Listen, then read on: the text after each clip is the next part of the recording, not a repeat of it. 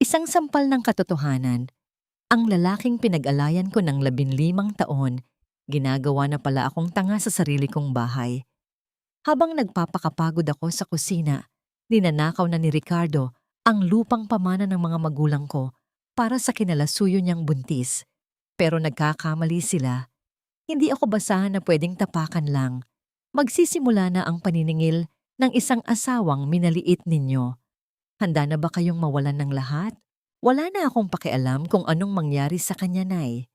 Ang kailangan ko lang ay ang pirma ni Marisol sa dokumentong ito. Pagkatapos makuha ang titulo ng lupang pamana ng mga magulang niya, pwedeng-pwede na kaming magsama ni Clarice sa bagong bahay na itatayo ko. Sawa na ako sa mukha ni Marisol. Sawa na ako sa amoy niya na laging bawang at pawis. Ang boses ni Ricardo ay malamig pa sa hanging dala ng nalalapit na bagyo.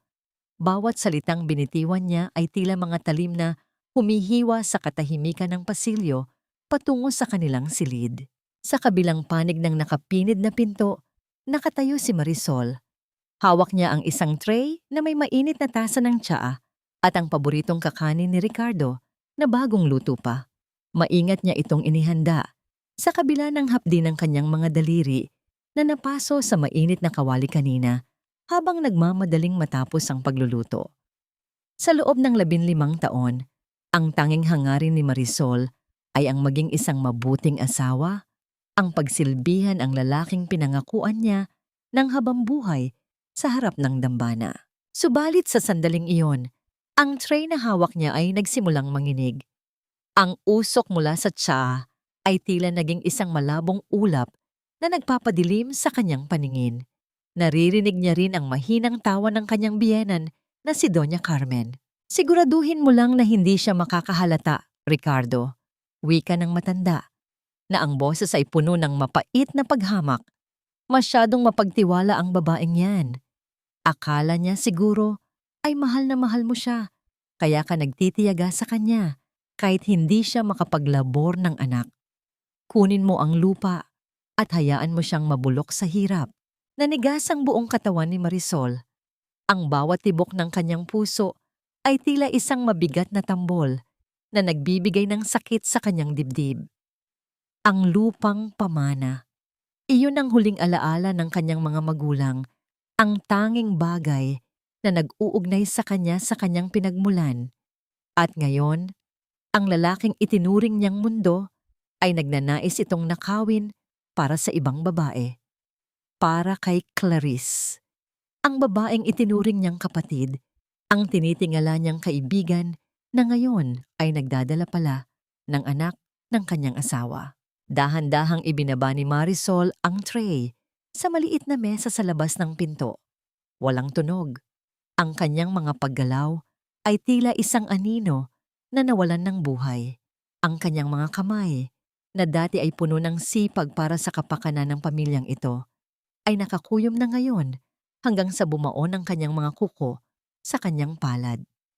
Ngunit ang sakit sa kanyang balat ay wala pang sandaan sa hapdi na nananalaytay sa kanyang kaluluwa.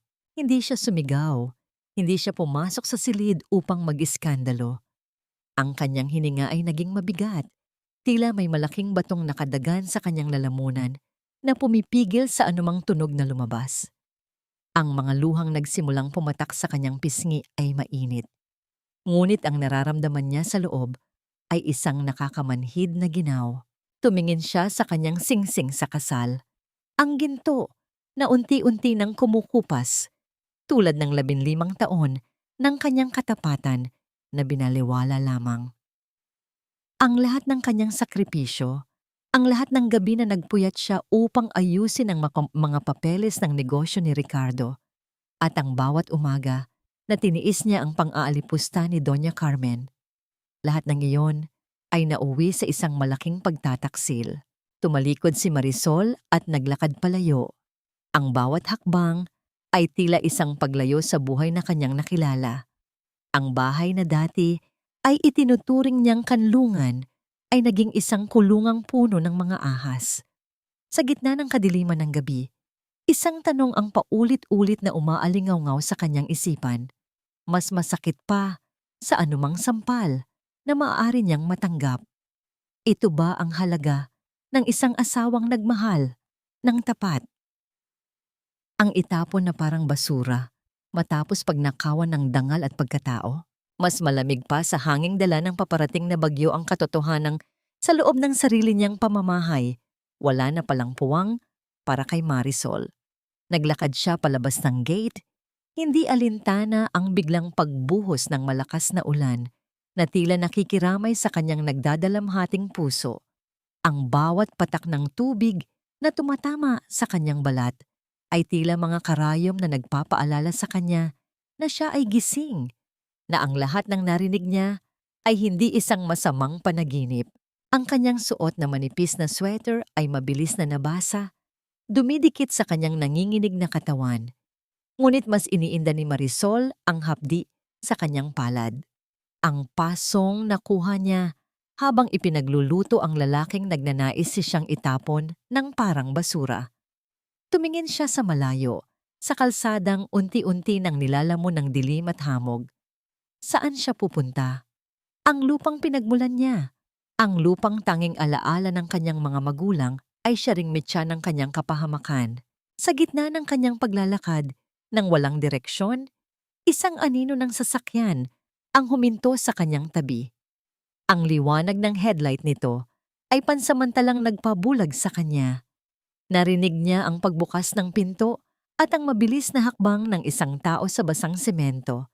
Isang malapad na itim na payong ang biglang sumilong sa kanya, humaharang sa bagsak ng ulan. Marisol, ikaw ba yan? Isang malalim at banayad na boses ang bumasag sa ingay ng bagyo. Nag-angat ng tingin si Marisol.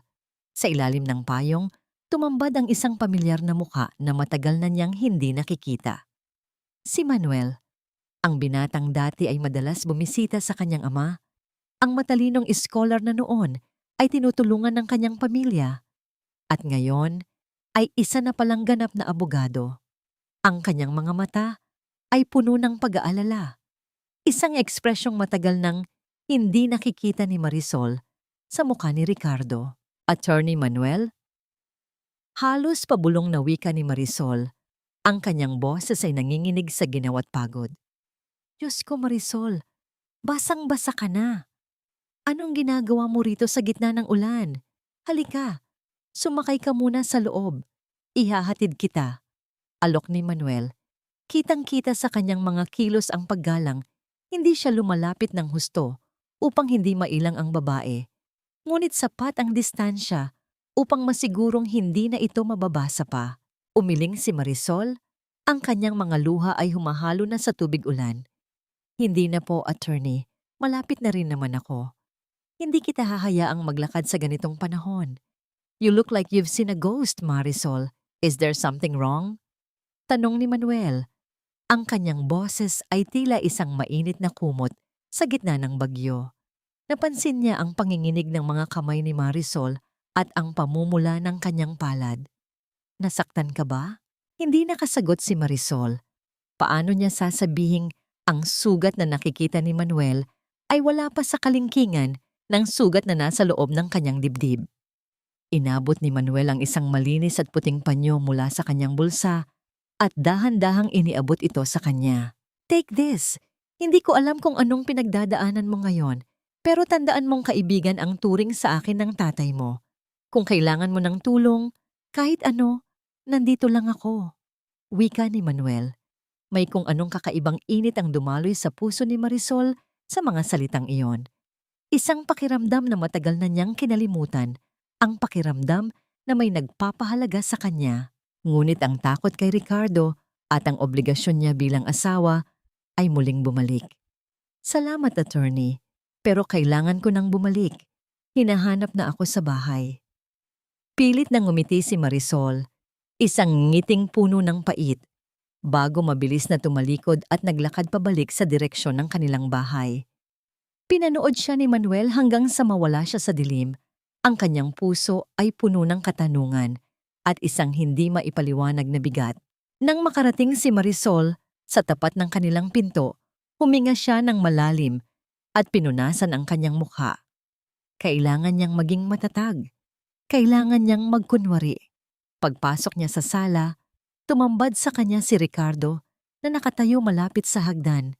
Hawak ang dokumentong kanina pa nito pinaplano. Ang kanyang mukha ay madilim at puno ng pagkainip. Saan ka ba galing, Marisol? Kanina pa kita hinahanap. At bakit basang-basa ka? Bulyaw ni Ricardo. Ang kanyang boses ay puno ng awtoridad na tila ba pagmamay-ari niya ang bawat hininga ng kanyang asawa. Nagpahangin lang ako sa labas, Ricardo. Pasensya ka na. Mahinang sagot ni Marisol habang nakayuko. Lumapit si Ricardo sa kanya. Ang amoy ng alak at mamahaling pabango ay humalo sa amoy ng basang lupa. Inihain niya ang dokumento sa harap ni Marisol. Ang ballpen ay tila isang laso na nakahanda ng pumatay. Huwag mo na akong bisitin, Marisol. Pirmahan mo na ito. Sabi ko naman sa'yo, para ito sa insurance natin at sa kinabukasan ng lupa nyo. Pagkatapos nito, hindi mo na kailangang mag-alala sa pera. Wika ni Ricardo, habang ang kanyang isang kamay ay humawak sa balikat ni Marisol. Isang hawak na tila ba isang kuko na baon sa kanyang laman. Tumingin si Marisol sa dokumento. Alam niya ang katotohanan. Alam niyang ito na ang huling hakbang para tuluyan siyang nakawan ng lahat. Tiningnan niya ang kanyang asawa, ang lalaking minahal niya ng 15 taon, at sa unang pagkakataon, hindi pag-ibig ang nakita niya, kundi isang estranghero na may mapanganib na ngiti. Pirmahan mo na, Marisol. Ngayon na. Ang mariing utos ni Ricardo habang unti-unting humihigpit ang hawak niya sa balikat ng asawa. Ang dulo ng ballpen ay dahan-dahang sumayad sa papel, lumilikha ng isang manipis at maitim na guhit. Ramdam ni Marisol ang titig ni Ricardo na tila isang buway ang naghihintay sa kanyang huling hininga. Sa bawat segundong lumilipas, ang hangin sa loob ng sala ay tila nauubos, pinapalitan ng bigat ng pagkukunwari. Marisol, huwag ka nang mag-isip ng kung ano-ano. Para sa atin din ito. Muling paghimok ni Ricardo. Ang kanyang boses ay naging malambot, isang huwad na paglalambing na dati ay nagpapalambot sa puso ni Marisol. Ngunit ngayon, bawat salita niya ay tila isang lason na dahan-dahang pumapasok sa kanyang sistema. Biglang bumukas ng malakas ang pinto mula sa kusina at pumasok si Doña Carmen. Ang tunog ng kanyang mga takong sa sahig ay tila mga martilyo na tumatama sa katahimikan. Ano ba, Ricardo? Hanggang ngayon ba ay hindi pa rin tapos yan? Napakabagal naman talagang kumilos ng asawa mo. Parang pagong. Lumingon ang matanda kay Marisol. Ang kanyang mga mata ay naniningkit sa galit at panghahamak. Pirmahan mo na yan, Marisol. Huwag mo nang pahirapan ang anak ko. Sa tagal mong nanirahan dito sa bahay ko ng libre, iyan na lang ang maitutulong mo. Wala ka na ngang maibigay na apo, pati ba naman simpleng papeles ay paghihintayin mo kami. Ang bawat salita ni Doña Carmen ay tila isang latay sa likod ni Marisol. Ngunit sa halip na sumigaw o lumaban, ibinaba ni Marisol ang kanyang tingin. Ito ang simula ng kanyang paglalaro. Isinuot niya ang maskara ng isang martir. Ang babaeng walang kibo, ang asawang sunod-sunuran, ang biktima na tila walang alam. Pasensya na po, Mama. Ricardo, medyo nahilo lang ako sa ulan. Mahinang wika ni Marisol. Ang kanyang boses ay puno ng pilit na pagpapakumbaba. Pipirmahan ko naman po. Tiwala naman ako sa inyo. Mabilis na nagpalit ng anyo ang mukha ni Ricardo. Isang tagumpay ng ngiti ang sumilay sa kanyang mga labi. Pinanood nila si Marisol habang iginuguhit ang kanyang pangalan sa ibaba ng dokumento. Hindi nila alam, bago pa siya pumasok, ay nakipag-ugnayan na siya sa kanyang isipan sa mga salita ni Manuel. Alam niyang kailangan niyang magbigay ng oras para makakilos ng palihim. Mabuti naman at natauhan ka na, pagmamalaki ni Doña Carmen. Pagkatapos ay itinuro niya ang sahig na basa pa dahil sa bakas ng sapatos ni Marisol at Ricardo. Ngayong tapos na yan, huwag kang tatayo-tayo lang dyan. Tignan mo ang dumi ng sahig.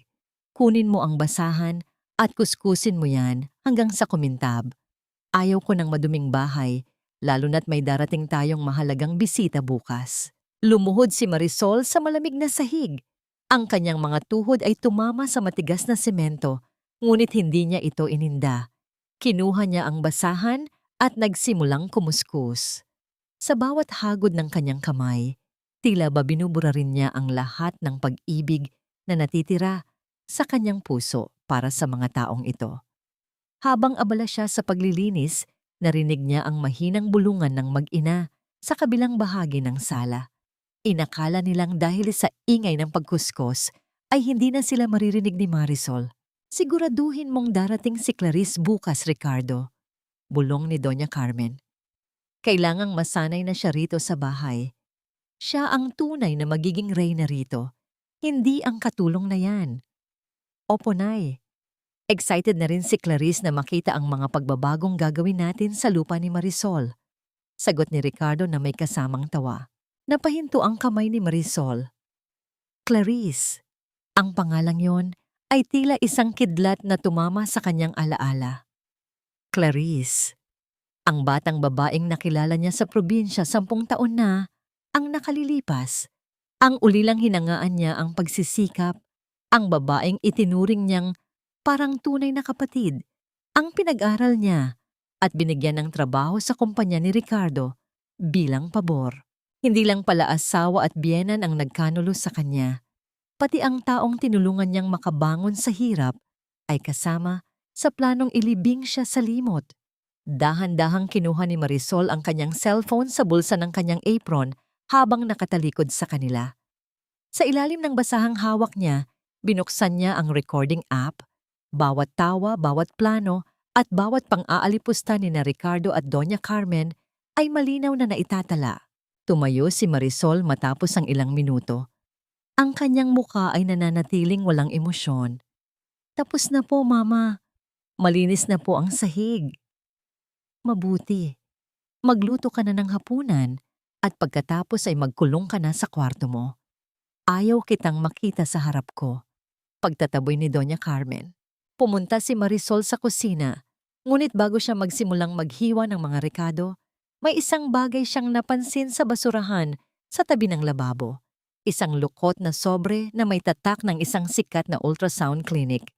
Dahan-dahan niya itong binuksan. Ang kanyang puso ay tila huminto sa pagtibok nang makita ang larawan sa loob.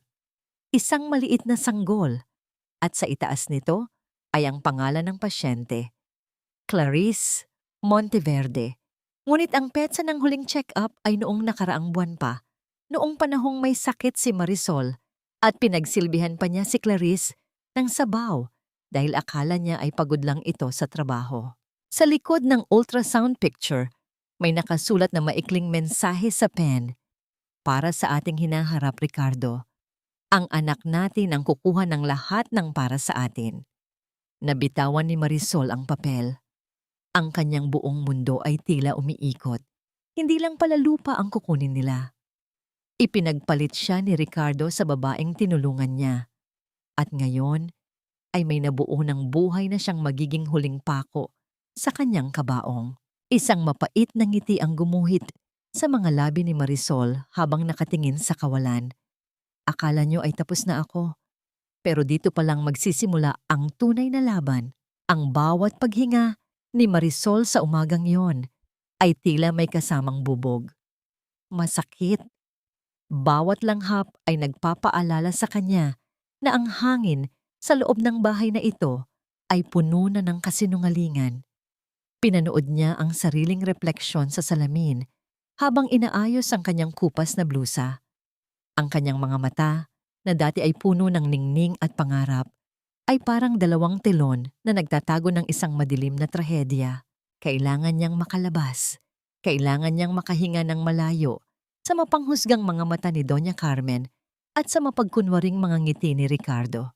Nagkunwari siyang pupunta sa palengke upang mamili ng mga gagamitin para sa pagbisita ni Clarice.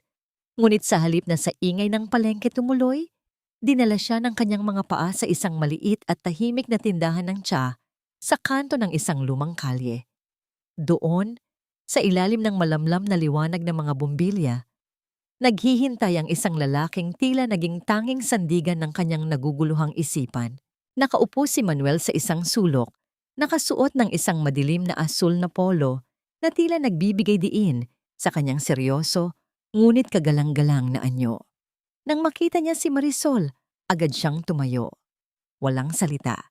Kinuha niya ang bitbit na bayong ni Marisol at inilagay ito sa bakanteng upuan. Salamat sa pagdating, Marisol, mahinang wika ni Manuel.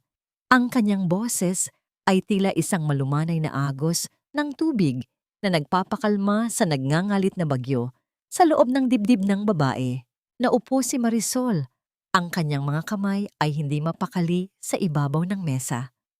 Napansin agad ni Manuel ang mga sugat at paso sa kanyang mga daliri. Hindi nakatiis ang abogado.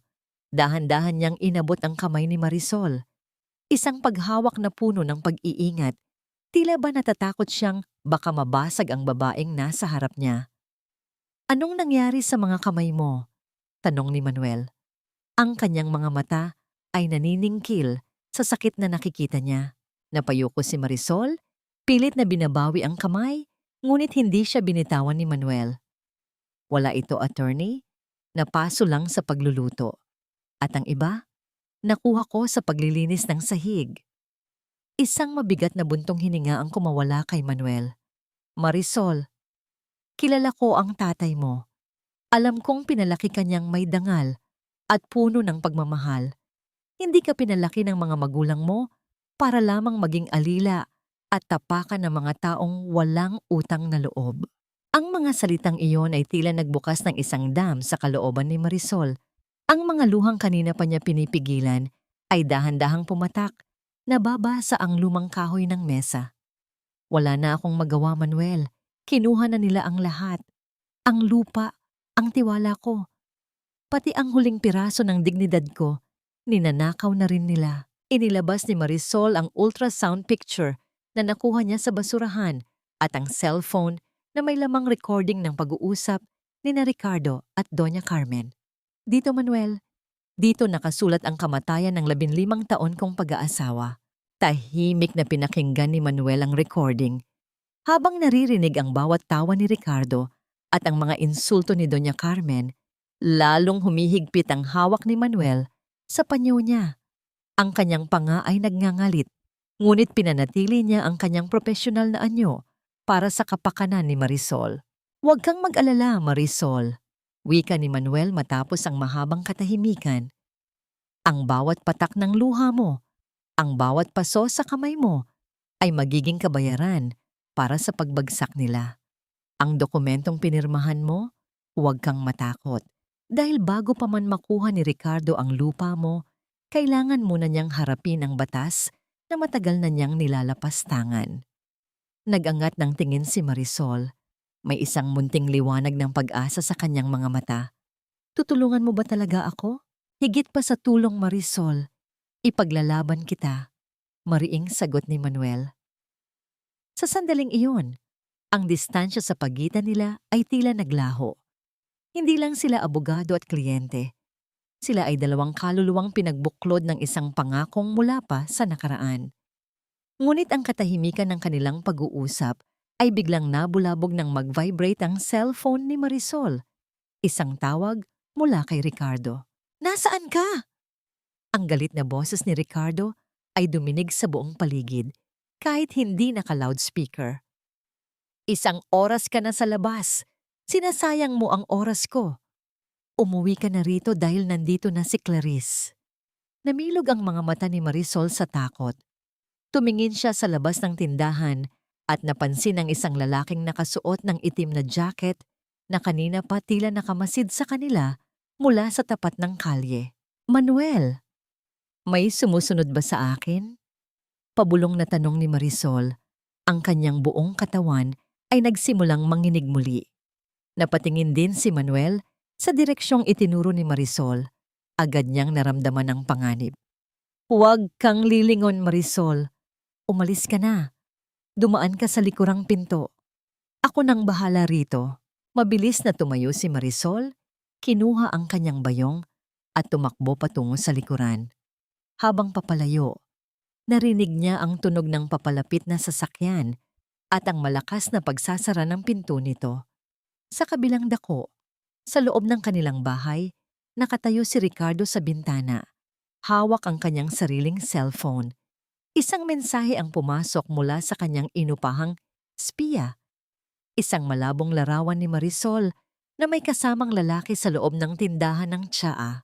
Isang mapanganib na ngiti ang gumuhit sa mukha ni Ricardo habang tinitignan ang larawan.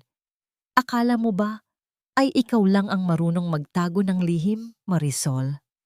Ngayon, may dahilan na ako para tuluyan kang palayasin nang walang kahit isang kusing. Ang bawat hakbang ni Marisol patungo sa kanilang pintuan ay tila paglakad sa ibabaw ng nagbabagang uling. Ang bigat ng kanyang bayong na puno ng mga bilihin ay hindi hamak na mas magaan kaysa sa bigat na nararamdaman niya sa kanyang dibdib. Pagpasok niya sa sala, ang halimuyak ng isang banyagang pabango, matamis ngunit nakakasulasok, ang agad na sumalubong sa kanya. Isang halimuyak na hindi kailanman naging kanya. Sa gitna ng sofa, nakaupo si Clarice. Suot nito ang isang malambot na bestidong sutla na tila nagmamalaki sa kanyang dahan-dahang lumalaking tiyan. Sa tabi niya ay si Doña Carmen, na masayang hinihimas ang likod ng babaeng dati ay itinuring ni Marisol na kapatid. Narito na pala ang dakilang martir. Ang boses ni Doña Carmen ay puno ng uyam habang nakatingin kay Marisol. Bilisan mo riyan sa kusina. Nagugutom na ang apo ko. Gusto ni Clarice ng sinigang na baka. Yung malambot ang pagkakaluto. Hindi tulad ng matigas mong puso. Nanatiling tahimik si Marisol. Inilapag niya ang mga bilihin sa lamesa at dahan-dahang hinarap ang dalawa. Ang kanyang mga mata ay dumapo kay Clarice na ngayon ay nag-iwas ng tingin at nagkunwaring nahihiya. Ate Marisol, pasensya ka na kung naabala kita. Pabulong na wika ni Clarice. Ang boses ay tila huni ng isang maamong ibon. Ngunit para kay Marisol, ito ay tunog ng isang mapanirang ahas. Ayaw ko sanang pumunta rito, pero si Ricardo kasi, mapilit siya. Gusto niya ay laging nasa paningin niya ako dahil masela ng pagbubuntis ko. Isang mapait na kurot sa puso ang naramdaman ni Marisol. Maselan? O baka naman maselan ang plano ninyong agawin, pati ang bubong na tinitirhan ko? Huwag kang bastos, Marisol! Sigaw ni Doña Carmen habang tumatayo at itinuturo ang mukha ng manugang. Wala kang karapatang pagsalitaan ng ganyan si Clarice. Siya ang nagdadala ng dugong magpapatuloy sa pamilya namin. Isang bagay na kahit kailan ay hindi mo nagawa. Sa gitna ng tensyon, pumasok si Ricardo mula sa terrace. Ang kanyang mukha ay seryoso, ngunit nang makita si Marisol, isang kakaibang ningning ng galit ang sumilay sa kanyang mga mata. Lumapit siya kay Marisol, hindi para batiin ang asawa, kundi para kuhanin ang cellphone nito na nakapatong sa lamesa. Ricardo, akin na iyan. Mahinang utos ni Marisol. Pilit na pinapanatili ang katatagan ng kanyang boses. Bakit? May itatago ka ba? Malamig na tanong ni Ricardo. Inilapit niya ang kanyang mukha sa mukha ni Marisol. Sapat na upang maamoy ng babae ang puot sa bawat hininga nito. Saan ka ba talaga galing kanina? May nakakita sa'yo sa isang tea shop. Sino ang lalaking kasama mo? Nanlamig ang mga kamay ni Marisol. Alam niyang ito na ang simula ng kanyang pagbagsak kung hindi siya mag-iingat. Isang kaibigan lang ang nakatagpo ko, Ricardo. Isang kaibigan na marunong rumespeto, hindi tulad ng ilang tao rito. Isang malakas na tawa ang kumawala kay Ricardo. Isang tawang walang katuwaan. Respeto? Ang lakas ng loob mong magsalita tungkol sa respeto habang nakikipagkita ka sa ibang lalaki sa likod ko. At tignan mo ang sarili mo, Marisol. Ang dungis mo, amoy palengke ka. At wala ka ng ibang alam gawin, kundi ang magmukhang kawawa. Hinawakan ni Ricardo ang braso ni Marisol at pilit siyang iniharap kay Clarice. Tignan mo si Clarice. Maganda, sariwa, at higit sa lahat, tapat sa akin. Siya ang karapat-dapat na maging asawa ko, hindi ang isang tulad mong mapagkunwari. Ricardo, tama na. Hikbi ni Clarice, na ngayon ay naglalabas na ng mga pekeng luha. Huwag mo nang saktan si Ate Marisol dahil sa akin. Hayaan mo na. Aalis na lang ako. Walang aalis! Bulyaw ni Ricardo. Lumingon siya kay Marisol nang may kasamang pandidiri. Mula ngayon, dito natitira si Clarice. Sa kwarto natin. Ikaw, Marisol, doon ka sa kwarto ng mga katulong sa likod. Doon ka nararapat. Ang mundo ni Marisol ay tila gumuho sa isang iglap. Ang silid na naging saksi sa kanilang mga pangarap noong una ay ibibigay na sa babaeng sumira sa kanyang buhay. Tumingin siya kay Doña Carmen na tumatawa lang sa gilid at kay Clarice na may nakakalokong ngiti sa likod ng kanyang mga luha. Dahan-dahang tumalikod si Marisol, ngunit bago siya tuluyang lumakad paalis, naramdaman niya ang isang mahinang hawak sa kanyang balikat. Si Clarice iyon. Ate? Pabulong na wika ni Clarice habang nakatalikod si Ricardo. Salamat nga pala sa lupa mo. Sabi ni Ricardo, pangalan ko na raw ang ilalagay niya sa titulo bilang regalo sa anak namin. Don't worry, padadalhan na lang kita ng pagkain sa kwarto ng katulong. Ang kalansing ng mga alahas ni Clarice habang lumalakad ito palayo ay tila musika ng isang matagumpay na kaaway. Naiwan si Marisol sa gitna ng sala, mag-isa, habang ang ulan sa labas ay nagsisimula na namang humagupit sa bubong ng bahay. Kinuha ni Marisol ang kanyang panyo, ang panyong ibinigay ni Manuel. Mahigpit niya itong hinawakan. Sa gitna ng kanyang pagkawasak, isang bagong apoy ang nagsimulang mag-alab sa kanyang mga mata. Akala ninyo ay nanalo na kayo. Bulong niya sa sarili habang ang kanyang puso ay tumitibok ng may bagong layunin. Ngunit ang laso na ibinigay ninyo sa akin, ang siya ring papatay sa inyong lahat. Ang bawat gabi sa maliit at madilim na kwarto ng mga katulong ay tila isang taon para kay Marisol. Ang amoy ng alikabok at ang singaw ng lumang semento ay malayo sa bango ng malalambot na unan na kinagisnan niya sa loob ng 15 taon.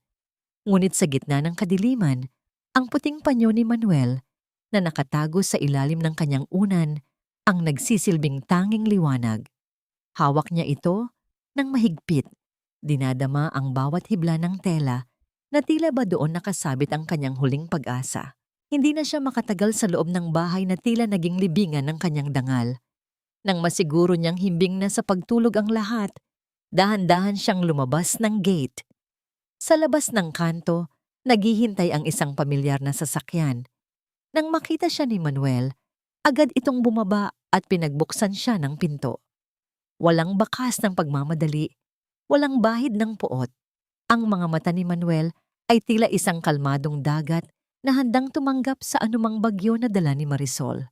Dinala siya ni Manuel sa isang mataas na bahagi ng Antipolo, kung saan ang mga ilaw ng Maynila ay tila mga bituing nakakalat sa lupa.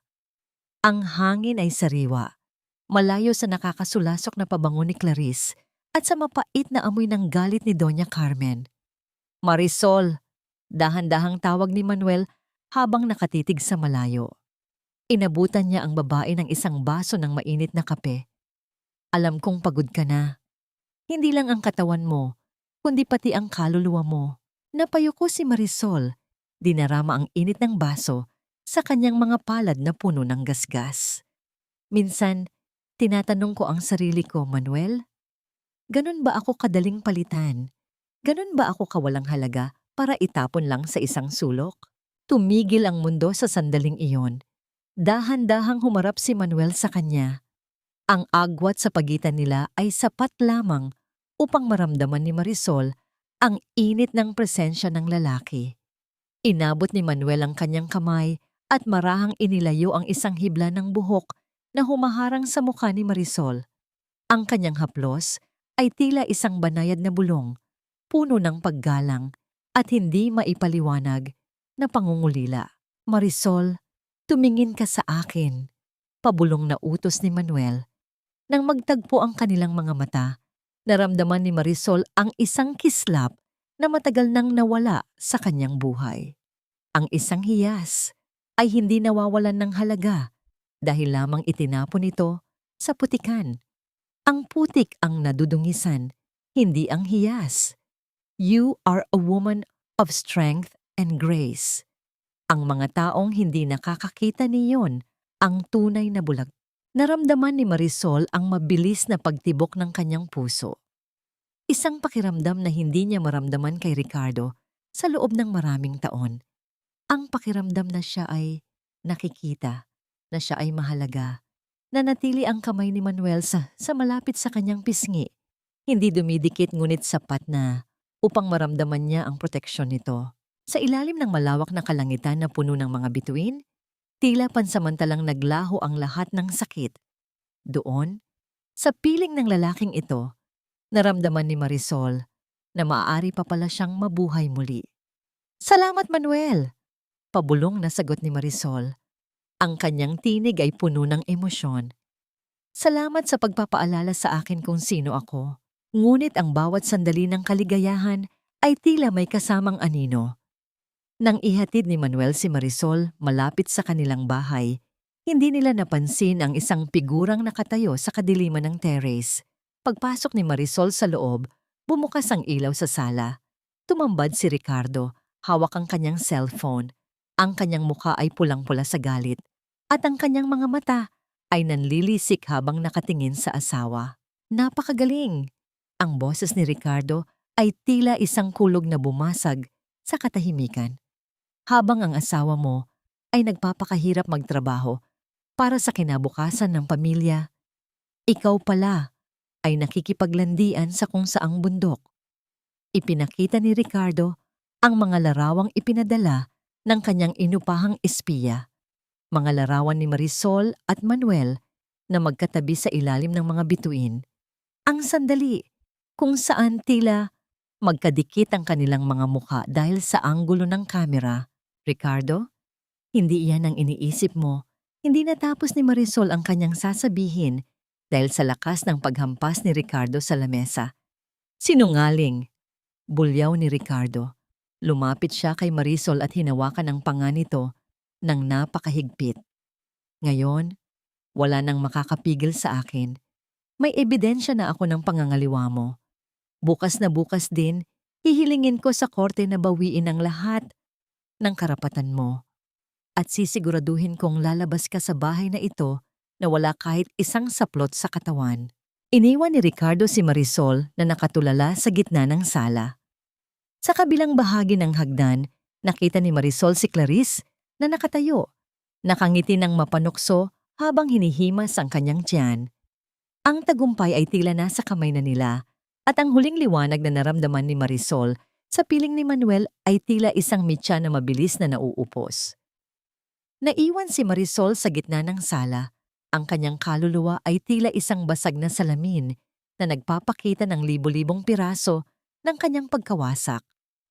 Ang mga larawan sa cellphone ni Ricardo ay hindi lamang mga patunay ng kasinungalingan, kundi mga patalim na paulit-ulit na itinarak sa kanyang puso.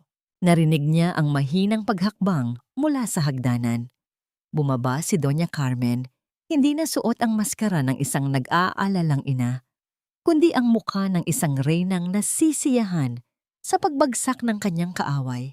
Lumapit ito kay Marisol. Ang kanyang mga mata ay nagniningning sa tagumpay. "Oh, ano na Marisol? Nasaan na ang tapang mo kanina?" Ang boses ng matanda ay tila isang lason na dahan-dahang gumagapang sa sahig. "Kita mo na, isang maling galaw mo lang, at kaya kang durugin ng anak ko. At ano itong nabalitaan ko? Mayroon ka na palang kalaguyo. Ang bilis mo namang humanap ng kapalit." Hindi sumagot si Marisol. Tinitigan lamang niya ang kanyang biyenan. Sinusubukang hanapin kahit isang katiting na awa sa mga mata nito, ngunit wala siyang nakita, kundi isang malawak na disyerto ng pagkamuhi. "Huwag mo akong tignan ng ganyan."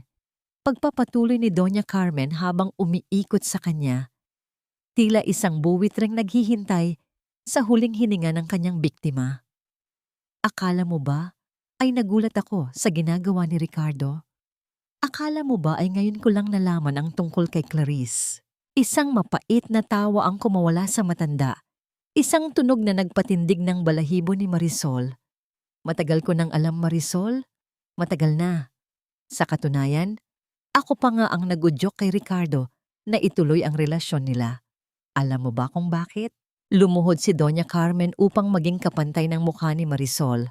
Ang kanyang hininga ay amoy ng isang matamis na alak na may halong pait. Dahil si Clarice, hindi lang siya bata at kayang magbigay ng apo. Ang pamilya niya ay may-ari ng pinakamalaking construction firm sa probinsya. Siya ang susi para lalong lumago ang negosyo ni Ricardo. Siya ang magdadala sa amin sa tuktok. Bawat salita ay tila isang dagok sa sikmura ni Marisol. Hindi lang ito simpleng pangangaliwa. Isa itong planadong transaksyon. Isang malamig at kalkuladong pagtataksil kung saan ang 15 taon ng kanyang pagsisilbi ay tinimbang at napatunayang kulang kumpara sa yaman na maibibigay ni Clarice. At ikaw, dagdag pa ng matanda habang itinuturo ang dibdib ni Marisol. Ikaw ang naging tulay. Ang tanging silbi mo ay ang alagaan ng anak ko habang naghihintay kami ng tamang pagkakataon. Ngayong wala ka ng pakinabang, oras na para itapon ka. Sa wakas, nag-angat ng tingin si Marisol. Ang mga luha ay natuyo na sa kanyang mga mata, napalitan ng isang apoy na ngayon lang nakita ni Doña Carmen. Pinagpalit ninyo ang katapatan sa pera. At ano naman ang masama roon? Taas noong sagot ng matanda. Sa mundong ito, ang pera ang nagpapatakbo sa lahat. Ang pag-ibig na sinasabi mo, palamuti lang iyan para sa mga hangal na tulad mo. Hindi ako hangal, mariing sagot ni Marisol. Ang kanyang boses ay naging matatag sa unang pagkakataon. Nagtiwala ako, nagbigay ako, at ang pagkakamaling iyon ay hindi ko na uulitin. Tumayo si Doña Carmen. Ang kanyang mukha ay nagbago dahil sa pagkabigla sa tapang na ipinakita ng kanyang manugang. Abat sumasagot ka na. Sa sandaling iyon, bumalik si Ricardo sa sala. Ang kanyang mukha ay mas madilim pa kaysa kanina. Narinig niya ang huling sinabi ni Marisol. Anong sinabi mo? Galit na tanong ni Ricardo habang papalapit. Ricardo, anak, binabastos ako ng asawa mo. Pagsusumbong ni Doña Carmen na ngayon ay nagbabalik sa kanyang papel bilang isang kaawa-awang ina. Huwag mong pagsalitaan ng ganyan ng nanay ko, Marisol, sigaw ni Ricardo. Wala kang karapatan, lalo na't ikaw ang may kasalanan dito. Ikaw ang nagloko. Hindi ako nagloko, Ricardo. Ikaw ang nanloko. Ikaw at ang ina mo. Planado ninyo ang lahat. Matapang na sagot ni Marisol habang tumatayo upang harapin siya. Ang pag-amin na yon ay tila sumira sa huling kontrol ni Ricardo. Ang kanyang galit sa mga larawan na pinalala pa ng pagsuway ni Marisol sa kanyang ina ay umabot sa sukdulan. Sa isang mabilis at malakas na kilos, itinaas niya ang kanyang kamay. Ang tunog ng kanyang palad na dumapo sa pisngi ni Marisol ay tila isang kulog sa gitna ng katahimikan ng gabi. Napabagsak si Marisol sa sahig, hindi dahil sa lakas ng sampal, kundi dahil sa bigat ng katotohanang ang lalaking minsan niyang pinangako ang mamahalin habang buhay ay kaya pala siyang saktan ng pisikal. Ang kanyang pisngi ay nagiinit, isang matinding hapdi ang gumuhit dito. Ngunit mas masakit pa ang tunog ng halakhak ni Doña Carmen sa likuran. Dahan-dahang hinawakan ni Marisol ang kanyang namumulang pisngi. Ang kanyang mga mata ay nanatiling nakatitig kay Ricardo. Isang titig na walang luha, walang takot. Isang titig na nagsasabing, tapos na. Ang hapdi sa pisngi ni Marisol ay unti-unting napalitan ng isang nakakamanhid na ginaw. Para bang ang sampal ni Ricardo ay hindi lamang tumama sa kanyang mukha, kundi pati na rin sa huling piraso ng kanyang puso na umaasang may matitira pang pagmamahal. Ngunit sa halip na luha, isang kakaibang kalinawan ang bumalot sa kanyang isipan.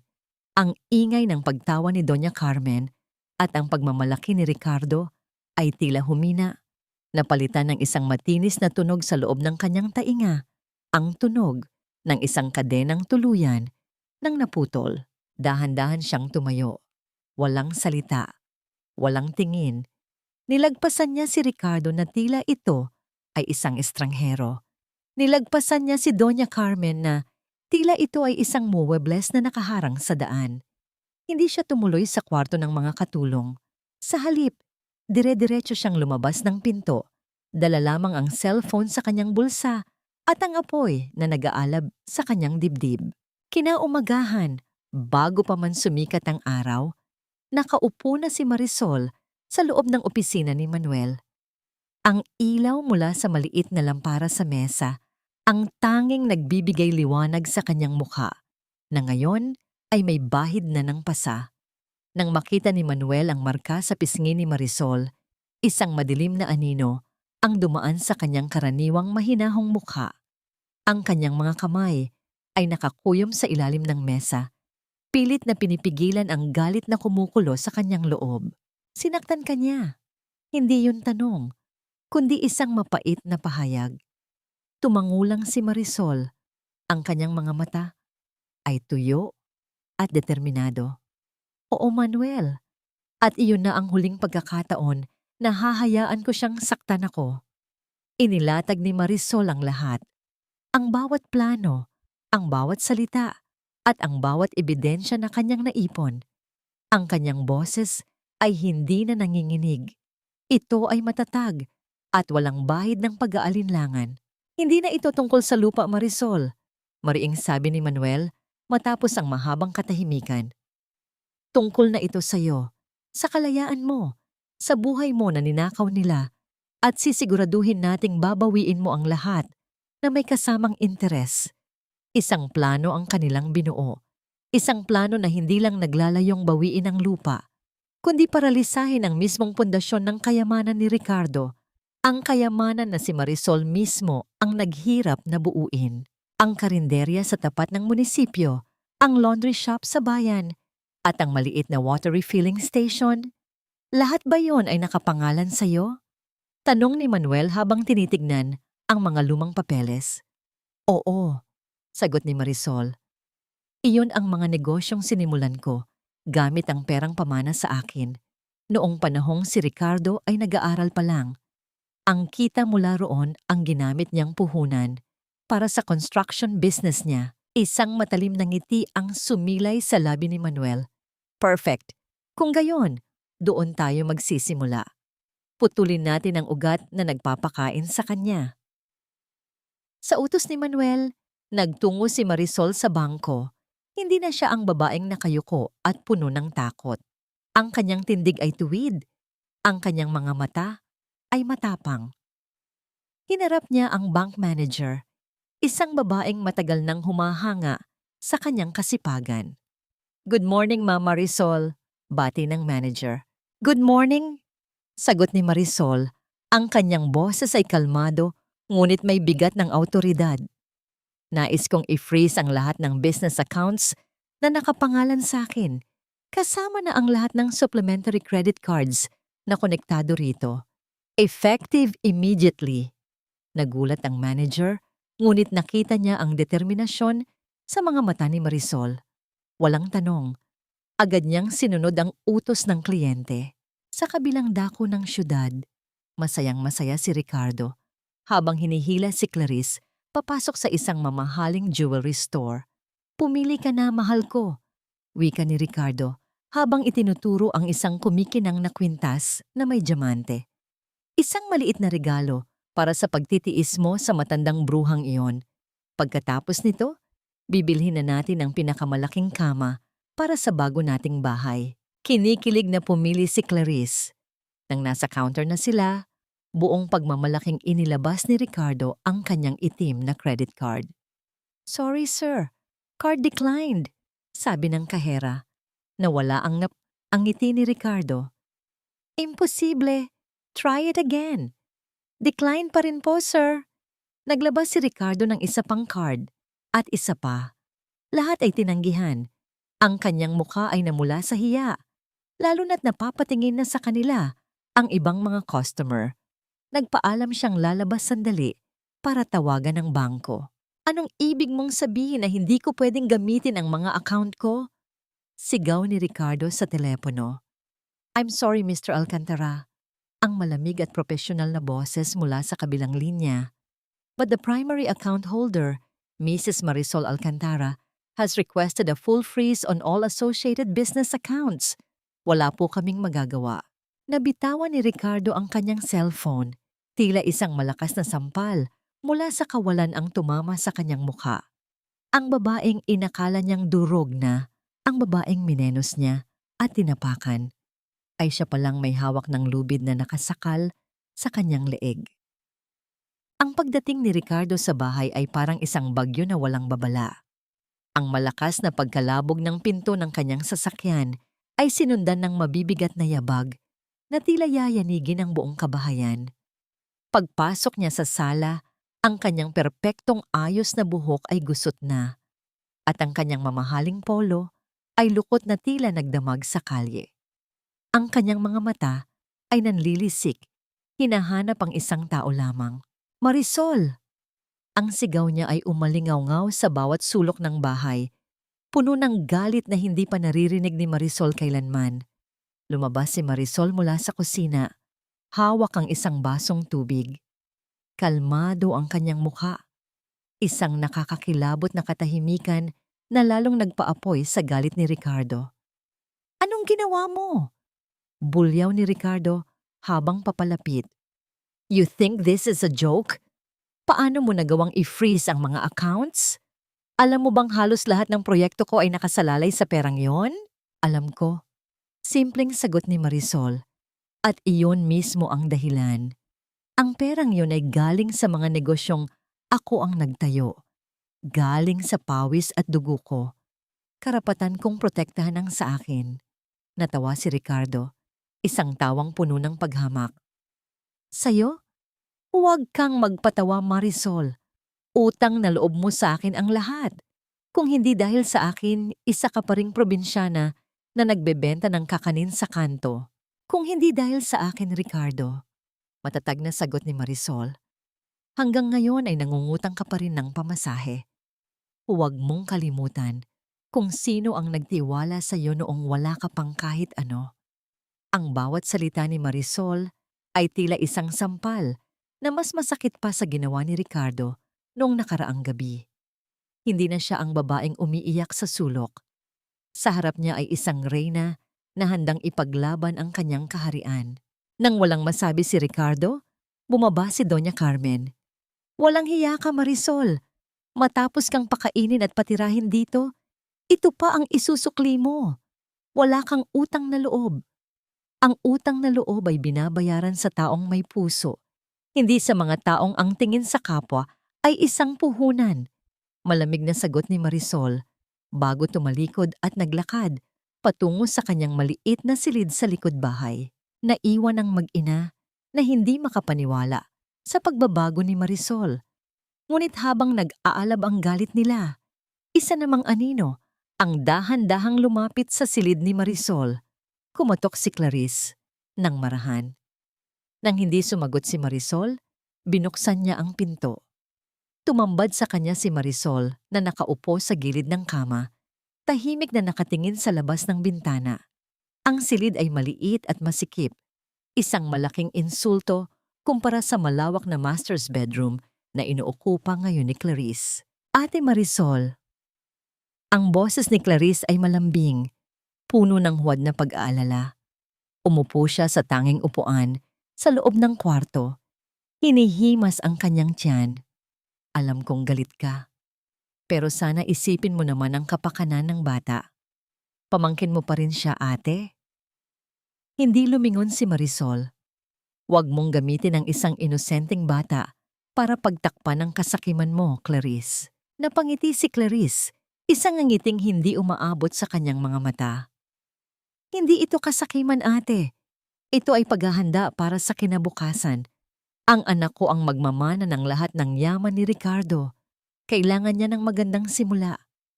Ang lupang iyon. Iyon ang nararapat para sa kanya. Huwag mo sanang ipagkait iyon. Sa wakas, lumingon si Marisol. Ang kanyang mga mata ay walang emosyon, malamig na tila yelo. Hindi ako ang kumukuha ng kinabukasan niya, Clarice. Ikaw. At tandaan mo ito, tumayo si Marisol at dahan-dahang lumapit kay Clarice. Ang kanyang anino ay tila lumalamon sa babaeng nakaupo. Ang batang iyan, pabulong na wika ni Marisol, ang bawat salita ay may bigat. Hindi siya magiging korona ng iyong tagumpay. Siya ang magiging buhay na katibayan ng iyong kahihiyan. Ang mukha ni Clarice ay biglang namutla, ngunit sa isang iglap, napalitan ito ng isang nakakakilabot na tawa. Isang tawang mahina, ngunit puno ng lason. Kahihiyan? Tumayo si Clarice. Ang kanyang mga mata ay nagniningning sa isang kakaibang liwanag. Akala mo ba, si Ricardo lang ang dahilan ng lahat ng ito? Akala mo ba, ang maliit na lupa mo lang ang habol ko? Lumapit siya sa tenga ni Marisol. Magugulat ka, ate, kung malalaman mo kung gaano kalaki ang nakataya sa batang ito. Hindi mo kakayanin ang mga taong nasa likod ko. Iniwan ni Clarice si Marisol na nakatayo sa gitna ng silid. Ang kanyang isipan ay puno ng isang bagong tanong, isang bagong takot. Hindi lang pala ito simpleng agawan ng asawa at yaman. May mas malaki at mas mapanganib na laro na nagaganap. At siya, kasama ang anak sa sinapupunan ni Clarice, ay nasa mismong sentro nito. Ang mga salita ni Clarice ay tila mga anay na dahan-dahang ngumangat-ngat sa isipan ni Marisol. Hindi mo kakayanin ang mga taong nasa likod ko. Sino sila? Ano ang kinalaman nila sa isang simpleng lupain at sa isang hindi pa naisisilang na sanggol? Ang mga tanong na ito, kasama ng walang tigil na pang-aalipusta ni na Ricardo at Doña Carmen, ay tila isang lason na unti-unting umuubos sa kanyang lakas. Hindi na siya halos makakain. Ang dating malusog niyang pangangatawan ay nangayayat. Ang kanyang mga mata ay lumalim. Nagpapakita ng mga gabing kulang sa tulog at puno ng pag-aalala. Isang hapon, habang naglilinis ng bakuran, sa ilalim ng matinding sikat ng araw, biglang nanlabo ang kanyang paningin. Ang ingay ng mga sasakyan sa malayo ay tila naging isang ugong at ang lupa sa kanyang paanan ay tila umikot. Bago pa man siya tuluyang bumagsak, naramdaman niya ang isang pamilyar na anino na sumalo sa kanya. Nagising si Marisol sa isang silid na hindi pamilyar. Ang dingding ay kulay krema, ang hangin ay amoy ng sariwang bulaklak at libro. Nakahiga siya sa isang malambot na kama, nakabalot sa isang kumot na amoy, malinis na labada. Sa gilid ng kama, nakaupo si Manuel, basang-basa ang likod ng polo nito sa pawis, ngunit ang kanyang mukha ay puno ng hindi masukat na pag-aalala. Manuel, nasaan ako? Mahinang tanong ni Marisol. Ang kanyang lalamunan ay tuyo. Nasa bahay kita, Marisol. Banayad na sagot ni Manuel habang inaabutan siya ng isang basong tubig. Dumaan ako sa inyo para kumustahin ka, pero nakita kitang nawalan ng malay sa bakuran. Dinala na kita rito. Sinubukan ni Marisol na bumangon, ngunit pinigilan siya ni Manuel. Huwag ka munang kumilos, sabi ng doktor na tumingin sa'yo. Sobrang pagod at stress ang dahilan. Kailangan mong magpahinga. Tumingin si Marisol sa paligid. Ang bahay ni Manuel ay simple, ngunit puno ng kapayapaan. Walang bakas ng karangyaan, ngunit ang bawat gamit ay tila may kwento. Isang bookshelf na puno ng mga lumang libro, isang litrato ng isang matandang mag-asawa na malamang ay mga magulang niya, at isang bintanang nakatanaw sa isang maliit na hardin. Hindi ako pwedeng magtagal dito, Manuel. Baka kung anong isipin nila Ricardo. Pag-aalala ni Marisol. Hayaan mo sila, maring sabi ni Manuel. Sa ngayon, ang mahalaga ay ikaw. Kumain ka muna. Nagluto ako ng lugaw. Habang kumakain si Marisol, tahimik lang na nakamasid si Manuel. Hindi siya nagtanong tungkol sa nangyari sa bahay. Hindi niya binuksan ang usapin tungkol sa kaso.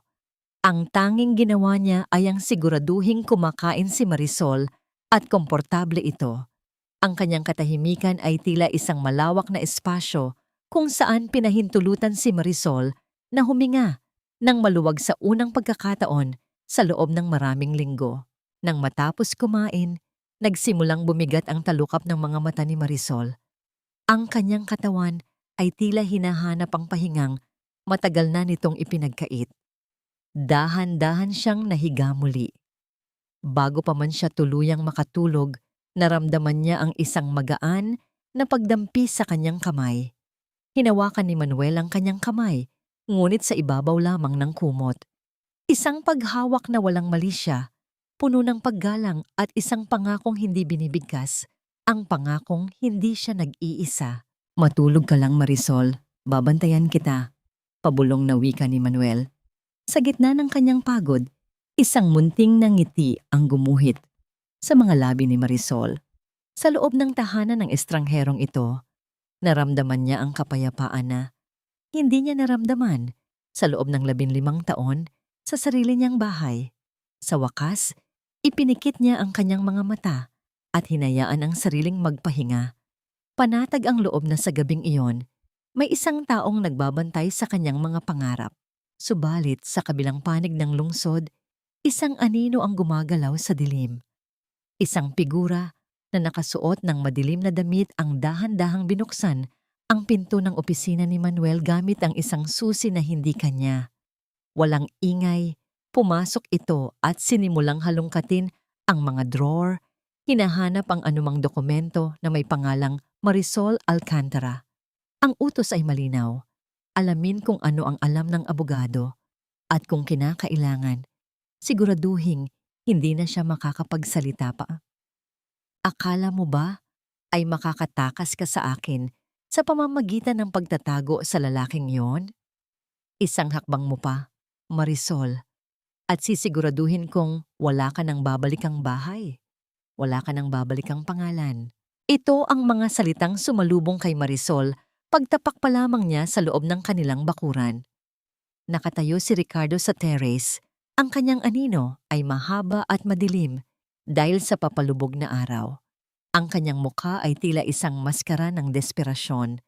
Ang desperasyon ng isang taong unti-unti nang nalulunod dahil sa kawalan ng pera. Hindi sumagot si Marisol. Ang kanyang katawan ay mahina pa mula sa pagkakasakit, ngunit ang kanyang isipan ay kasing talim na ng isang labaha.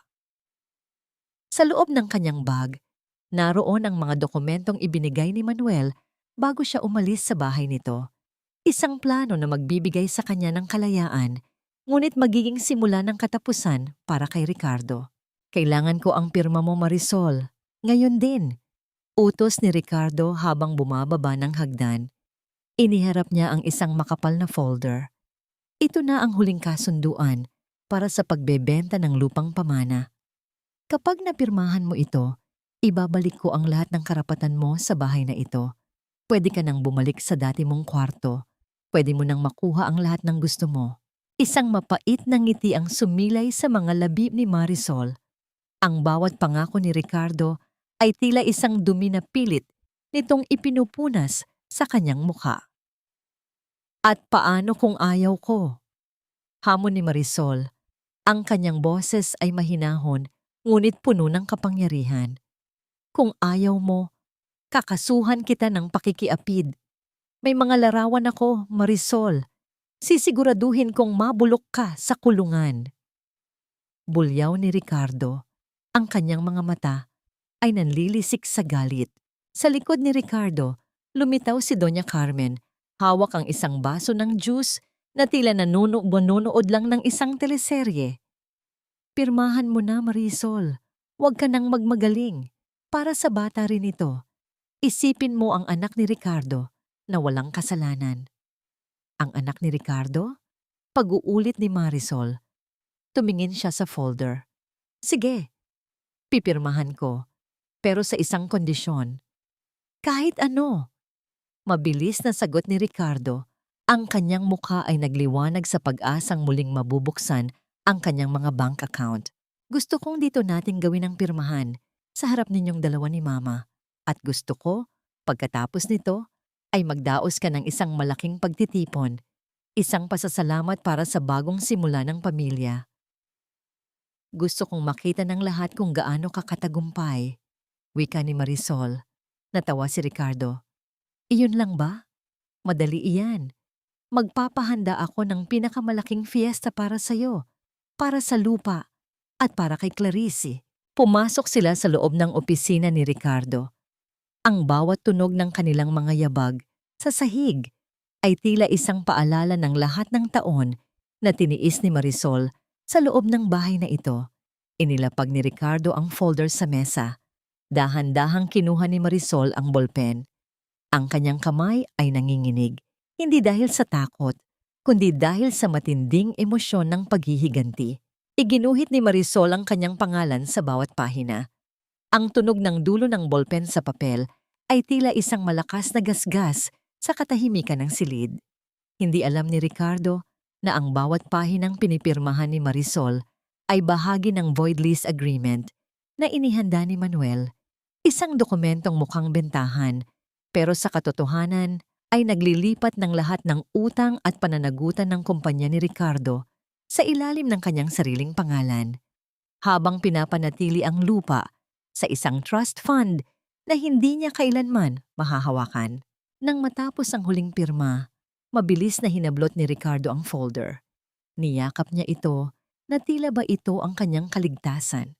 Sa wakas! Sigaw ni Ricardo. Lumingon siya kay Doña Carmen at nagyakapan ang dalawa. Nay, mayaman na ulit tayo. Bukas na buwas, magpapahanda ako. Ang lahat ng kamag-anak, ang lahat ng kliyente ko, kailangang makita nila ito. Tumingin si Ricardo kay Marisol nang may kasamang pang-uuyam. Makaalis ka na. Maghanda ka na para sa fiesta bukas. Gusto kong makita ng lahat ang mukha ng isang asawang natalo. Naglakad paalis si Marisol nang walang imik. Ngunit bago siya lumabas ng opisina, lumingon siya sa huling pagkakataon. Nakita niya ang kanyang asawa na hinahalikan ang dokumentong magiging mitya ng kanyang pagbagsak. Pagdating sa kanyang maliit na kwarto, kinuha ni Marisol ang kanyang cellphone at nag-type ng isang mensahe para kay Manuel. Nakuha na niya ang papel. Handa na ang lahat para sa bukas. Isang segundo pagkatapos niyang ipadala ang mensahe, nakarinig si Marisol ng isang malakas na kalabog mula sa itaas na palapag, ang tunog ng isang basong nabasag at ang malakas na tawa ni Clarice na tila nagdiriwang na sa kanilang tagumpay. Ngunit sa labas ng bintana, ang mga ulap ay nagsisimulang magtipon muli. Isang mas malaking bagyo ang darating. At sa pagkakataong ito, walang payong na makakapagligtas kay Ricardo. Ang bawat alikabok sa loob ng lumang bahay sa lupang ninuno ay tila may dalang bulong mula sa nakaraan. Habang dahan-dahang hinahaplos ni Marisol ang ibabaw ng kanilang lumang mesa na gawa sa narara, tila naririnig pa niya ang tawanaan ng kanyang mga magulang tuwing hapunan.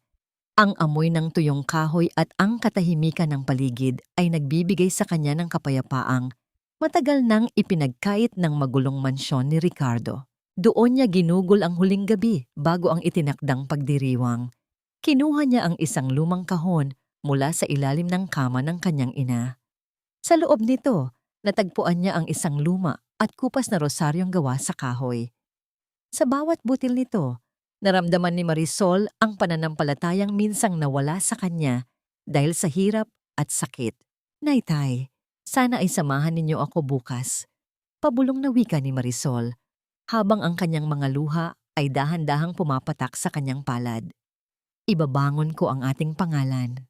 Isang mahinang tunog ng pagbukas ng pinto ang nagpalingon sa kanya. Nakatayo si Manuel sa hamba ng pinto. Ang kanyang anino ay mahaba dahil sa liwanag ng buwan na tumatagos sa bintana. Lumapit siya kay Marisol at tumayo sa tabi nito, hindi humahawak. Ngunit sapat ang lapit upang maramdaman ni Marisol ang init ng kanyang presensya. Handa ka na ba, Marisol?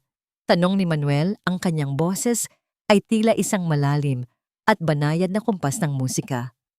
Bukas, ang bawat kasinungalingan nila ay magwawakas. Ngunit kailangan kong malaman, sigurado ka na ba sa gagawin nating ito? Tumingin si Marisol sa mga mata ni Manuel. Sa dilim, nakita niya ang katapatan at ang hindi matatawarang suporta ng lalaki. Hindi lang ito tungkol sa akin, Manuel. Tungkol ito sa katarungan para sa mga magulang ko at para sa bawat babaeng minaliit at itinapon matapos pagsilbihan ang mga taong walang kaluluwa. Tumango si Manuel. Kinuha niya ang kanyang suot na jacket at isinakay ito sa balikat ni Marisol upang protektahan siya sa lamig ng gabi. Isang saglit silang nanatiling tahimik, pinapanood ang mga bituin na tila mga saksi sa isang kasunduang hindi mabubura ng kahit anong bagyo. Habang nangyayari ito, sa kabilang dako ng bayan, ang mansyon ni Ricardo ay puno ng aktibidad. Ang tunog ng mga kagamitang inilalatag ng mga caterer at ang malakas na utos ni Doña Carmen ay tila isang paghahanda para sa isang koronasyon. Gusto ko, lahat ng bulaklak ay sariwa, bulyaw ni Doña Carmen sa mga trabahador.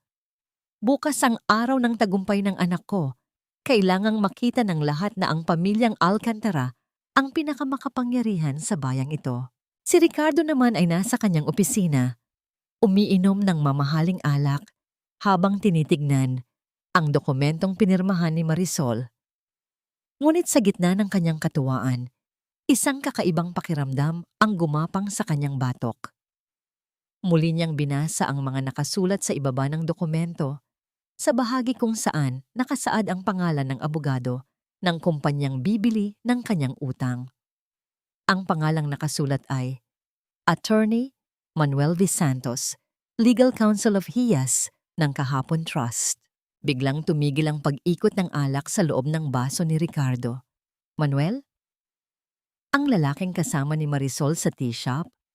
Ang lalaking tila palaging nakabuntot sa kanyang asawa? Isang malakas na kaba ang tumama sa kanyang dibdib.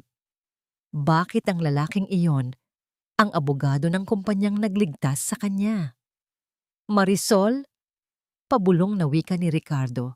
Ang kanyang boses ay puno ng lumalagablab na hinala.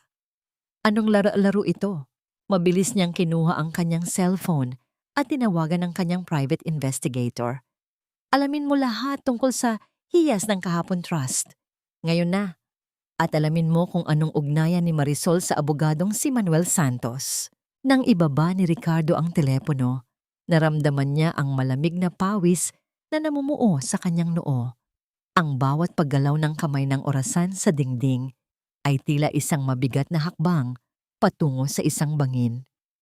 Sa unang pagkakataon, ang tawa ni Clarice sa kabilang kwarto ay tila naging tunog ng isang nakakaasar na huni ng ibon na nagbabadya ng panganib. Ang gabi ng fiesta ay tila isang dagat ng nagniningning na mga ilaw at malakas na musika na nagmumula sa mga mamahaling speaker sa paligid ng mansyon ng mga Alcantara. Ang amoy ng lechon at iba't ibang masasarap na pagkain ay humahalo sa halimuyak ng mga sariwang bulaklak na ipinagmalaki ni Doña Carmen. Lahat ng mahahalagang tao sa bayan, ang mayor, ang mga negosyante, at ang mga tsismosa ng lipunan ay naroon upang saksihan ang tinatawag ni Ricardo na ang panibagong simula ng Alcantara Construction. Nakatayo si Ricardo sa gitna ng entablado, hawak ang isang baso ng champagne. Sa tabi niya ay si Clarice, na suot ang isang kumikinang na gintong bestida, na tila ba siya na ang bagong reyna ng tahanan. Ang kanyang kamay ay nakapatong sa kanyang tiyan, isang kilos na sadyang ginagawa upang makita ng lahat. Mga kaibigan, mga panauhin. Ang boses ni Ricardo ay puno ng kayabangan habang umaalingaw-ngaw sa buong bakuran. Ngayong gabi, hindi lang natin ipinagdiriwang ang tagumpay ng aking kumpanya. Ipinagdiriwang din natin ang pagbabalik ng dangal sa lupang ito. Ang lupang magiging pundasyon ng ating pinakamalaking proyekto. Initaas ni Ricardo ang folder na naglalaman ng dokumentong pinirmahan ni Marisol. Dahil sa katapatan at pagmamahal ng mga taong nakapaligid sa akin, lalo na ang aking ina at ang babaeng magbibigay sa akin ng tagapagmana, ang lahat ng ito ay naging posible. Isang malakas na palakpakan ang sumunod, ngunit bago pa man ito matapos, isang malamig at matatag na tinig ang bumasag sa katuwaan. Ang katotohanan ay hindi itinatayo sa ibabaw ng nakaw na lupa, Ricardo. Ang lahat ng mata ay lumingon sa dulo ng mahabang carpet. Doon, naglalakad si Marisol. Hindi na siya ang babaeng amoy bawang at nakayuko ang ulo. Suot niya ang isang simpleng puting barot saya na tila ba nagbibigay sa kanya ng isang anghel na anyo, ngunit may dalang kapangyarihan ng isang hukom. Sa tabi niya ay si Attorney Manuel na nakasuot ng barong Tagalog. Ang kanyang mukha ay seryoso at puno ng awtoridad. Marisol! Ang bulyaw ni Ricardo. Ang kanyang mukha ay biglang namutla sa gitna ng maraming tao. Anong ginagawa mo rito? Wala kang karapatang gambalain ang pagdiriwang na ito. Umalis ka bago pa kita ipakaladkad sa mga guard. Huwag kang magmadali, Mr. Alcantara. Ang boses ni Manuel ay tila isang kulog na nagpatahimik sa lahat. Naglabas siya ng isang asul na folder at itinaas ito upang makita ng lahat. Bilang legal counsel ng Hiyas ng Kahapon Trust, narito kami upang ihain ang isang cease and desist order. Ang dokumentong hawak mo, Ricardo, ay isang katibayan ng iyong sariling pagkabaon sa utang. Nagkaroon ng bulungan sa mga bisita. Si Doña Carmen ay tila hihimatayin habang pilit na humahawak sa braso ni Clarice. Anong ibig mong sabihin? Sigaw ni Ricardo, ang kanyang kamay ay nanginginig na. Ang dokumentong pinirmahan ni Marisol ay hindi bilihan ng lupa. Paliwanag ni Manuel. Ang bawat salita ay malinaw at matalim. Iyon ay isang pag-amin ng utang. Sa pagpirma mo bilang saksi at tagatanggap ng pondo, inako mo ang lahat ng pananagutan ng kumpanya mo bilang personal na utang. At ang lupa? Ang lupang sinasabi mong yun na? Iyan ay nasa ilalim na ng isang trust fund na si Marisol Alcantara ang nag-iisang benepisyaryo habang buhay. Sa madaling salita, Ricardo, wala kang pag-aari kahit isang butil ng lupa rito. Sinungaling! Niloko niyo ako! Bulyaw ni Ricardo. Akma niyang susugurin si Manuel, ngunit humarang ang dalawang lalaking nakauniporme, mga pulis na kanina pa pala naghihintay sa dilim. Hindi pa kami tapos, wika ni Marisol, habang dahan-dahang lumalapit sa kanyang asawa. Ang kanyang mga mata ay nakatitig ng diretso sa mga mata ni Ricardo, at sa pagkakataong ito, si Ricardo ang unang umiwas. Gusto niyo ng pagdiriwang, di ba? Gusto niyo ng katotohanan? Inilabas ni Marisol ang kanyang cellphone at ikinabit ito sa malaking screen na nasa entablado. Isang video ang lumabas, isang malinaw na recording ni Ricardo at Clarice na nagtatawanan habang pinag-uusapan ang paglalagay ng pekeng pirma ng ama ni Marisol sa ilang lumang papeles. At mas matindi pa, lumitaw ang isang audio recording ni Clarice na nakikipag-usap sa isang lalaki sa telepono. Huwag kang mag-alala, mahal. Ang boses ni Clarice sa recording ay puno ng panunuya. Akala ni Ricardo sa kanya ang batang ito. Gagamitin ko lang siya para makuha ang pera at pagkatapos ay magsasama na tayo sa ibang bansa. Ang buong mansyon ay nabalot ng isang nakabibinging katahimikan. Tumingin si Ricardo kay Clarice na ngayon ay nanginginig na sa takot at pilit na itinatago ang kanyang mukha. Clarice, anong ibig sabihin nito? Ang boses ni Ricardo ay naging maliit at puno ng pait. Ricardo, hindi totoo yan. Edit lang yan ni Marisol. Hiyaw ni Clarice. Ngunit ang kanyang mga mata ay nagpapakita ng katotohanan. Lumapit si Marisol kay Doña Carmen na ngayon ay nakasalampak na sa sahig dahil sa labis na kahihiyan.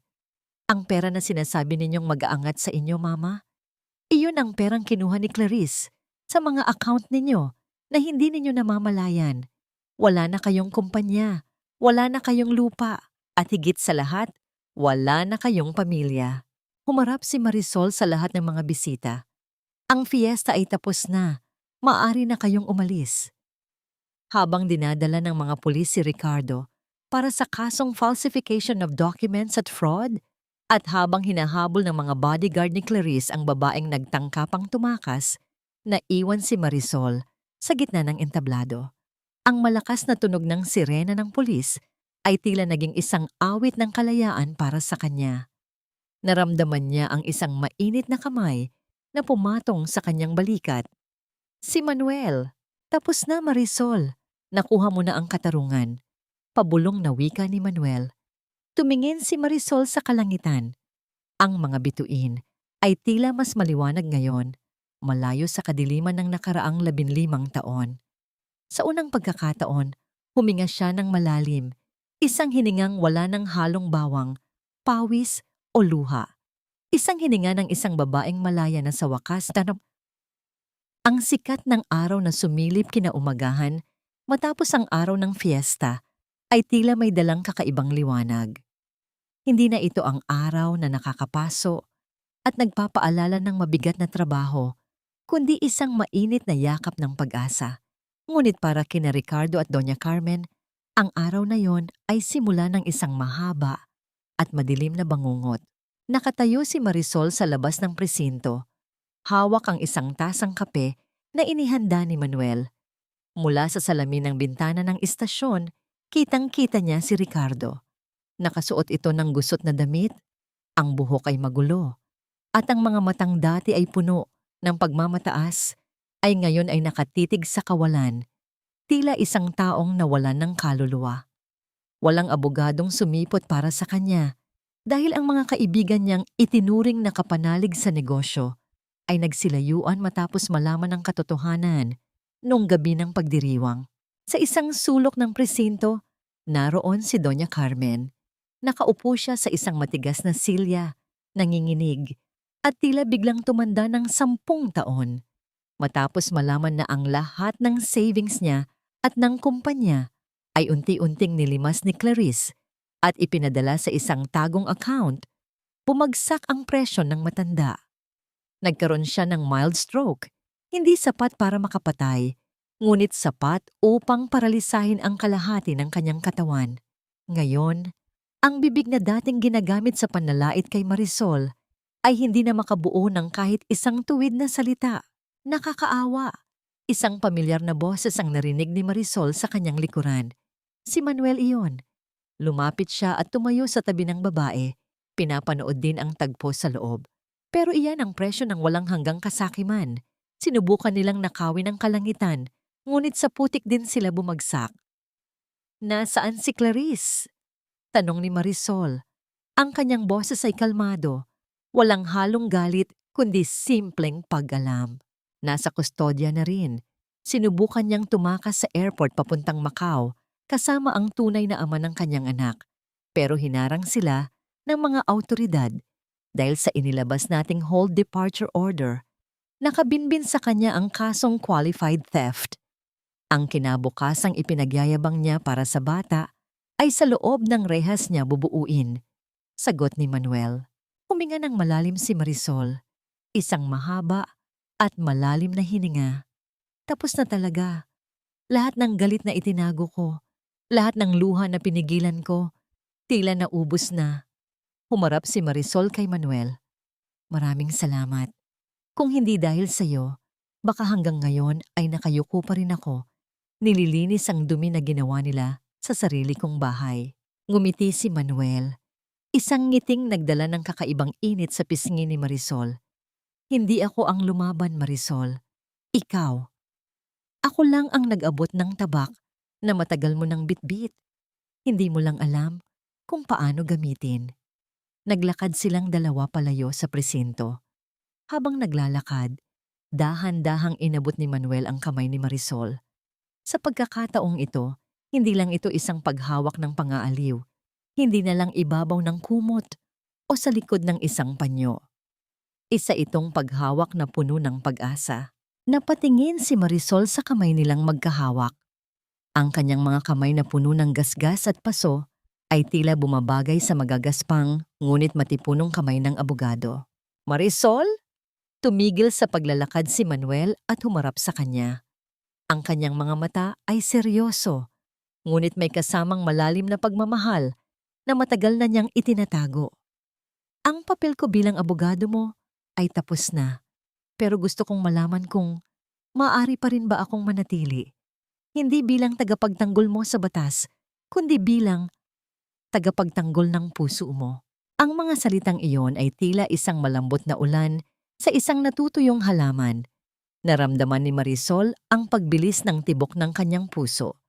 Ito ba ang tinatawag nilang pag-ibig na nagpapalaya? Hindi yung uri na sumasakal, hindi yung uri na naghihingi ng utang na loob, kundi isang pag-ibig na nagsasabing, "Nandito ako, pantay tayo." Manuel, mahinang sagot ni Marisol. Ang isang luha ng kaligayahan ay tumakas sa kanyang mata. Maraming gasgas ang puso ko. Maraming alaala na hindi basta-basta mabubura. Wala akong balak burahin ang mga alaala mo, Marisol. Ang gusto ko lang gawin ay tulungan kang gumawa ng mga bago. Hayaan mong ako naman ang mag-alaga sa'yo, wika ni Manuel. Sabay haplos sa pisngi ni Marisol gamit ang kanyang hinlalaki. Ngumiti si Marisol, isang ngiti na punong-puno ng pag-asa. Subukan natin habang magkahawak ang kanilang kamay na naglalakad palayo sa madilim na nakaraan. Naiwan sa presinto si Ricardo. Nakadikit ang kanyang mukha sa malamig na rehas.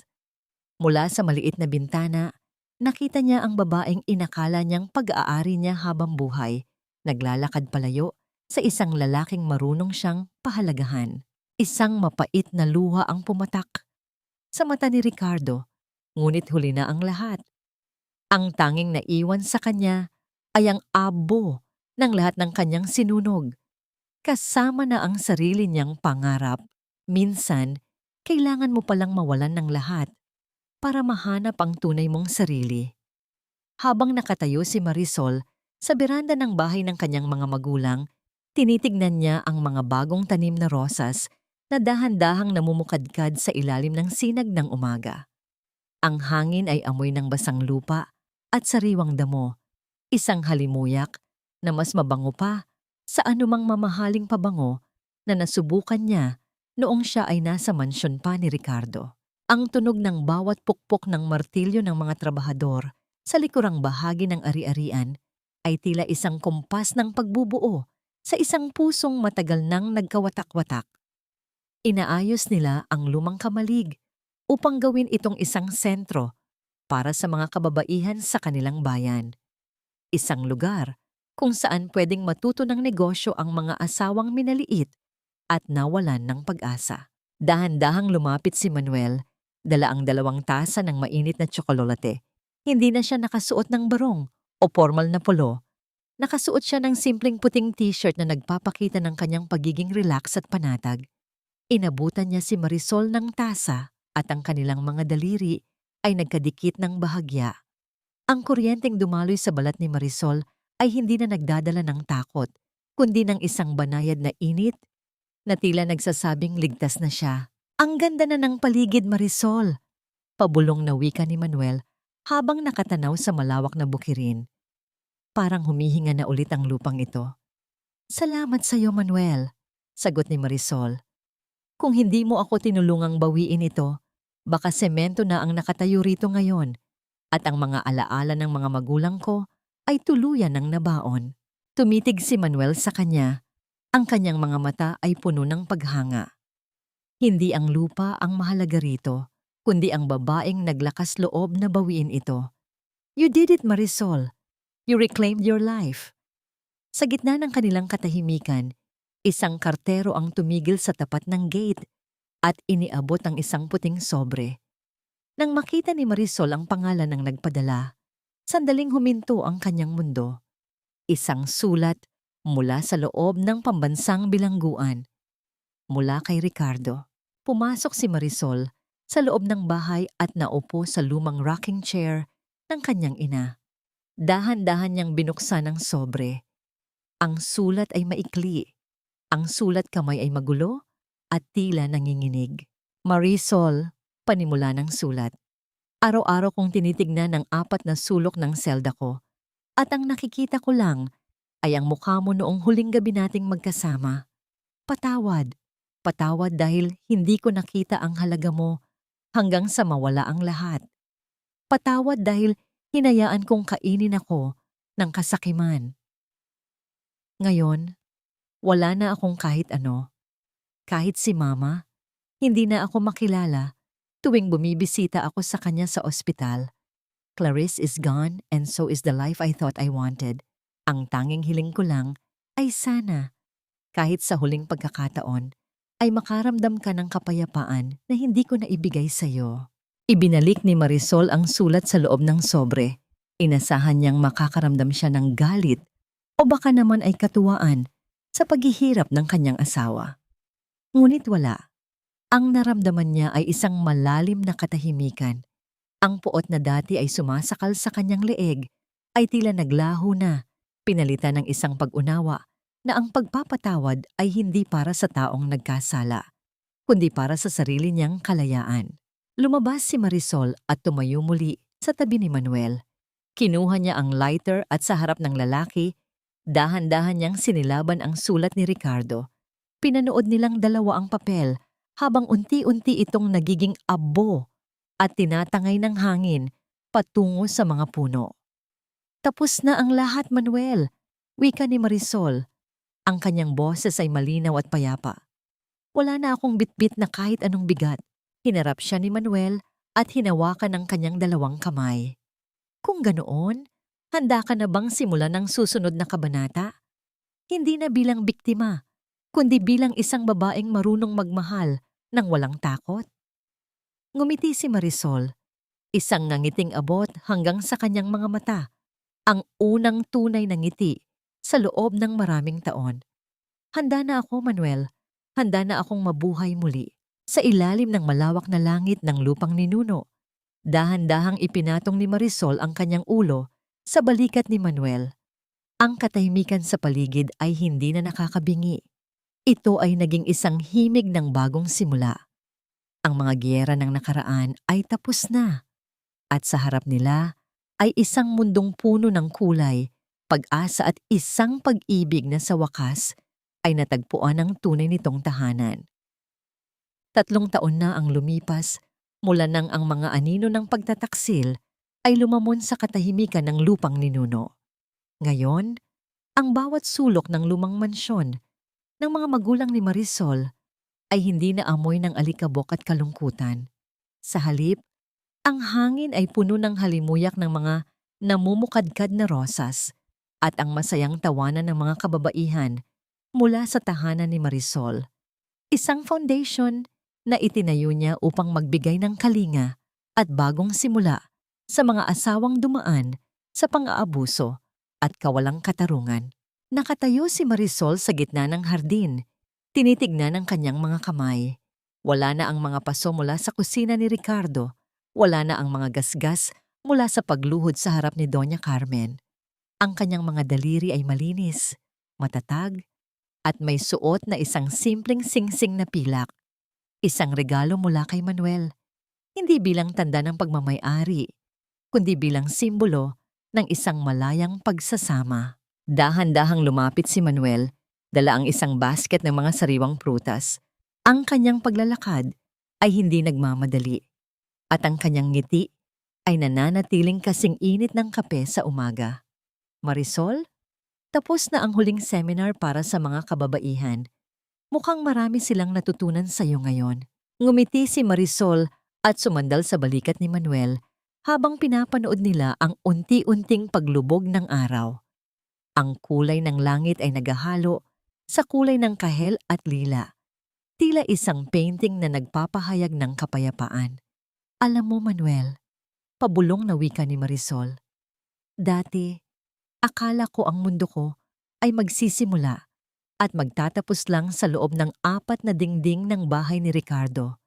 Akala ko, ang pagiging martirang tanging paraan para mahalin ako. Hinawakan ni Manuel ang kamay ni Marisol at dahan-dahan itong hinagkan. Ang pag-ibig ay hindi dapat maging isang kulungan, Marisol. Ang tunay na pag-ibig ay nagpapalipad, hindi nagpapaluhod. Minsan pang naisip ni Marisol si Ricardo. Nabalitaan niyang malapit na itong lumabas ng kulungan, ngunit wala na siyang nararamdamang kaba o puot. Ang pagpapatawad na ibinigay niya ay hindi dahil naging mabuti ang lalaki, kundi dahil ayaw na niyang bitbitin ang bigat ng nakaraan sa kanyang paglalakad patungo sa hinaharap. Si Doña Carmen naman ay nananatili sa isang tahimik na nursing home kung saan ang tanging kasama niya ay ang kanyang mga alaala ng yaman na wala na sa kanyang kamay. Huminga ng malalim si Marisol. Dinaramdam ang bawat tibok ng kanyang puso na puno na ngayon ng pasasalamat. Ang lupang ninuno ay hindi na lamang isang piraso ng lupa. Ito ay naging saksi sa kanyang pagkamatay bilang isang biktima at ang kanyang muling pagsilang bilang isang reyna ng sarili niyang kapalaran. Handa ka na ba para sa hapunan? Tanong ni Manuel nang may malambing na tinig. Oo, sagot ni Marisol habang naglalakad sila papasok sa bahay. Magkahawak kamay sa ilalim ng unang bituin ng gabi. Handang-handa na ako sa lahat ng bukas na darating. Ang pinto ng bahay ay dahan-dahang sumara, iniiwan ang kadiliman ng kahapon sa labas. Sa loob, ang liwanag ng pag-asa ay mananatiling nag-aalab. Kasing tibay ng lupang kailanman ay hindi na muling maaagaw.